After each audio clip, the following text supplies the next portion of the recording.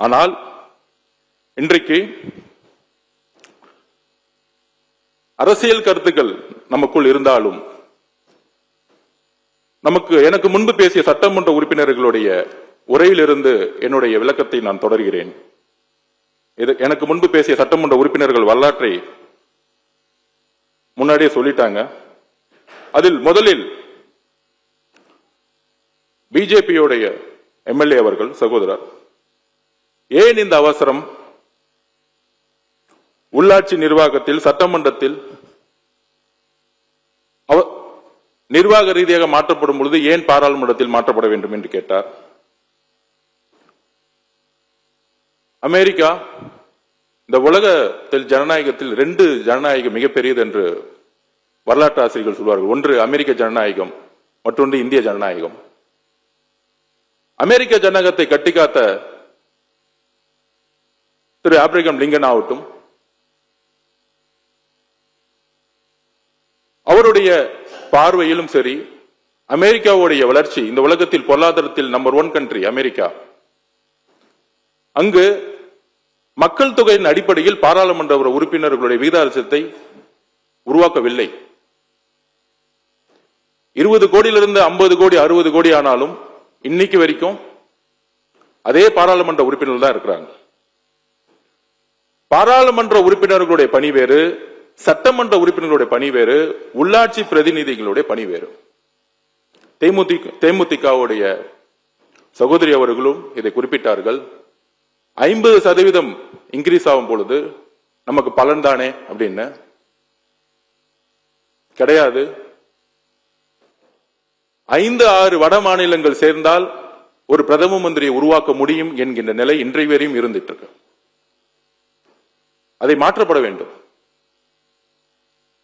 தென்னிந்தியாவில் இருந்து, ஏன் தமிழ்நாட்டிலிருந்து ஒரு பிரதம மந்திரி எதிர்காலத்தில் உருவாக்கப்பட வேண்டும்.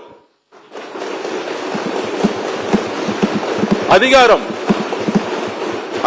உத்தரப்பிரதேசுக்கோ பீகாருக்கோ குஜராத்துக்கோ மட்டுமல்ல. நம்மளுடைய குரல் சட்டமன்றத்தில் ஒலித்தது போல ஒரு நாள் பாராளுமன்றத்தில் ஒரு பிரதம மந்திரியாக ஒலிக்க வேண்டும். இதற்குதான் இந்த தீர்மானம். நாம் பொருளாதாரத்தில் மகாராஷ்டிராவுக்கு அடுத்த இடத்துல இருக்கிறோம். ஆனால் சட்டங்கள், பாராளுமன்றத்தில் நடக்கக்கூடிய அனைத்து சட்டங்கள் ஏன் தமிழ்நாட்டுக்கு எதிராக இருக்கிறது? ஏன்னா நம்மளுடைய குரல், நம்மளுடைய அதிகாரம் மக்கள் தொகையின் அடிப்படையில் இன்றைக்கு வரைக்கும் செயல்பட்டு இருக்கு. இதுதான் மிகப்பெரிய பிரச்சனை. அப்ப அம்பேத்கர் உருவாக்கிய அரசியலமைப்பு இன்றைக்கு வரைக்கும் கேள்விக்கு உள்ளாக்கப்பட்டிருக்க. அப்ப இன்றைக்கு 3 வழி இருக்கு. முதலில்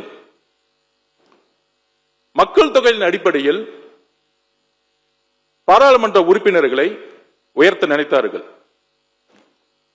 பாரத பிரதம மந்திரியாக இருந்த அம்மையார் இந்திரா காந்தி அம்மையார் அதை தடுத்து நிப்பாட்டினாங்க.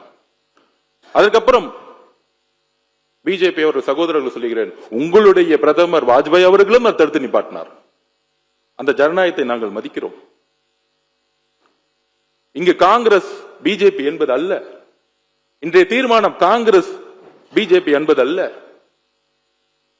இந்த தீர்மானம் மாநில சுயாட்சியும் இந்திய ஒருமைப்பாட்டையும் நிலைநிறுத்துவதற்கு. நாளைக்கு காங்கிரஸ் பிரதம மந்திரி ஆகலாம், பிஜேபி பிரதம மந்திரி ஆகலாம். பிஜேபி இருக்கக்கூடிய சட்டமன்ற உறுப்பினர் அவர்களுக்கு உங்களுடைய வழியிலிருந்தே சொல்லுகிறேன், நீங்கள் எந்திரித்து குரல் கொடுக்கிறீர்கள். 234 பேர் அவையில் இருக்கக்கூடிய ஒருவர் நீங்கள் குரல் கொடுக்கிறீர்கள். உங்களுடைய குரல் எங்கும் கேட்கவில்லை. உங்களுடைய வழி அது. இதே வழி நாளை தமிழ்நாட்டில் ஏற்படக்கூடாது. பாராளுமன்றத்தில் தமிழ்நாட்டுக்கு ஏற்படக்கூடாது, தென்னிந்திய மாநிலத்துக்கு ஏற்படக்கூடாது. நீங்கள் பிஜேபி இருந்தாலும் ஒரு தமிழராக உணருங்கள் இந்த தீர்மானம் எதற்கு என்று. அரசியலுக்கு அப்பாற்பட்டு சிந்திக்க வேண்டும். அண்ணா அவர்களும் பெரியார் அவர்களும் புரட்சியாளர் அம்பேத்கரும் அரசியல் கட்சிக்கு அப்பாற்பட்டு இந்தியா என்கின்ற ஒரு நாட்டிற்கும் தமிழ்நாட்டிற்காகவும் சிந்தித்தார்கள். தேர்தல் காலங்களில் வெற்றி பெறுவதற்காக நாம் பல்வேறு அரசியல் களத்தில் நாம் சண்டையிடலாம். ஆனால் இந்த தீர்மானம் நீட்டை விட முக்கியமான ஒரு தீர்மானம். ஏனால் அந்த நீட்டை கொண்டு வரப்படுவதே பாராளுமன்றத்தில் அதிகப்படியான பெரும்பான்மை இருப்பதனால். யோசிச்சு பாருங்கள், நமக்கு 100 எம்பி இருந்தா நீட் கொண்டு வரப்பட முடியுமா? ஜிஎஸ்டி கொண்டு வர முடியுமா? கொண்டு வர முடியாது. அப்ப தேமுதிகவுடைய சகோதரி சட்டமன்ற உறுப்பினர் அவர்கள்ட்டும், பிஜேபி இருக்கக்கூடிய சகோதரர் அவர்கள்ட்டும், பிஎம்கேயோட சகோதரர் இருக்கட்டும், பாராளுமன்ற உறுப்பினர்களுடைய பணி சட்டத்தை ஏற்றுவது. பாராளுமன்ற உறுப்பினர்களுடைய பணி உள்ளாட்சித்துறையுடைய பிரதிநிதிக்கான பணி கிடையாது, சட்டமன்ற உறுப்பினருக்கான பணி கிடையாது. 20 லட்சம் 30 லட்சம் 50 லட்சம் ஆனாலும் அமெரிக்காவில் பாராளுமன்ற உறுப்பினர்கள் எண்ணிக்கையை மாற்றுவதில்லை. இந்தியாவில் உலகத்திலேயே அதிகமான பொருளாதார வலிமையை உருவாக்கியது அமெரிக்கா, ஜனநாயகத்தை உருவாக்கிய அமெரிக்கா, ஜுடிஷியல் சிஸ்டம் டிரான்ஸ்பரன்சி உருவாக்கியது அமெரிக்கா. இதைதான் புரட்சியாளர் அம்பேத்கர் அரசியலமைப்பை எழுதும் பொழுது உறுதியாக சொன்னார். எல்லோரும் சமங்கின்ற ஒரு அரசியலமைப்பை உருவாக்கிய பொழுது அந்த சமத்துவத்தை உடைக்கக்கூடிய ஒரு சட்டமாகவும் வரக்கூடிய ஆபத்து இருப்பதனால்தான் இதை எந்த கருத்து வேறுபடும் திரு மு க ஸ்டாலின் அவர்கள் இதில் உடன்படுகிறதா அந்த முதல் குரல் கொடுத்தார். அதில் எந்த வேறுபாடும் கிடையாது,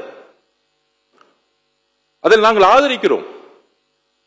ஆனால் 2026 ஏப்ரல் அவங்க சொன்ன ப்ரொபோர்ஷனேட் ஃபர்ஸ்ட் பாப்புலேஷன் அடிப்படையில் நம்ம எதிர்த்தோம். அதுக்கப்புறம் நம்மளுடைய தமிழ்நாடு 7.18 அப்படிங்கிற ப்ரொபோர்ஷனேட் விகிதாச்சாரம் குறையக்கூடாது, விகிதாச்சாரம் உயர்ந்தால் வரவேற்கலாமா அப்படிங்கிற ஒரு குரல் வந்தது. அதையும் திராவிட முன்னேற்ற கழகத்துடைய திரு மு க ஸ்டாலின் கடுமையாக எதிர்த்தார். அதில் நாங்கள் அதான் சொல்றேன், எல்லா முதலமைச்சரும் இல்ல, இந்த பிரச்சனை இப்பதான் வந்துச்சு, அதுக்காக சொல்றோம். இந்த 2 வருஷமா தான் இந்த பிரச்சனை.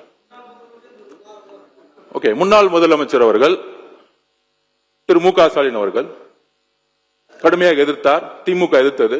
எங்களுடைய தலைவரும் 2025 ஆண்டிலிருந்து இதுவரை 3 அறிக்கை கொடுத்திருக்கிறார், நாங்களும் எதிர்க்கிறோம். ஏன்னா இது அண்ணாவுடைய கொள்கை.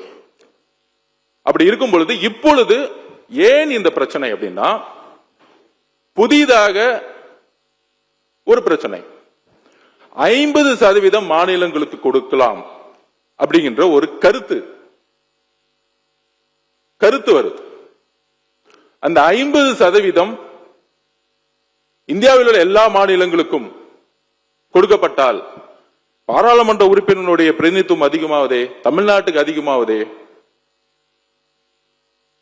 அப்படிங்கின்ற ஒரு குரல்.